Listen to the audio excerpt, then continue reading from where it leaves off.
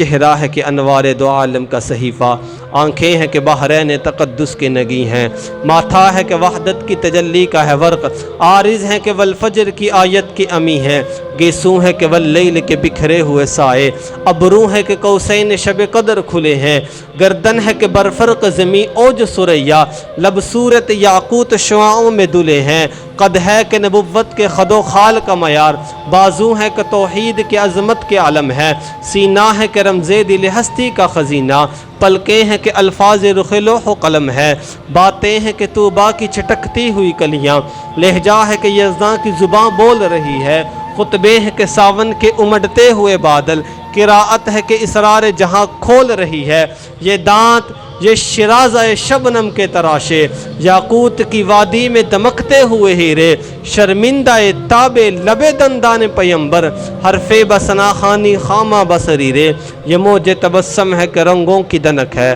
یہ عکس متانت ہے کہ ٹھہرا ہوا موسم، یہ شکر کے سجدے ہیں کہ آیات کی تنزیل، یہ آنکھ میں آنسو ہیں کہ الہام کی رمجم، کہنے کو تو ملبوس بشر اوڑھ کے آیا، لیکن تیرے احکام فلک پر بھی چلے ہیں، انگلی کا اشارہ تھا کہ تقدیر کی ضربت، ماہتاب کے ٹکڑے تیرے قدموں میں گرے ہیں، کہنے کو تو فاقوں پہ ہیں گزری تیری راتیں، اسلام مگر اب بھی نمک خار ہے تیرا، تو نے ہی سکھائی ہے تمیز من و یزداں، انسان کی گردن پہ صدا بار ہے تیرا، کہنے کو تیرا فقر ہے تیرے فخر کا باعث، لیکن تو سخاوت کے سمندر کا کنارہ، کہنے کو تیرے سر پہ ہے دستار یتیمی، لیکن تو زمانے کے یتیموں کا سہارا۔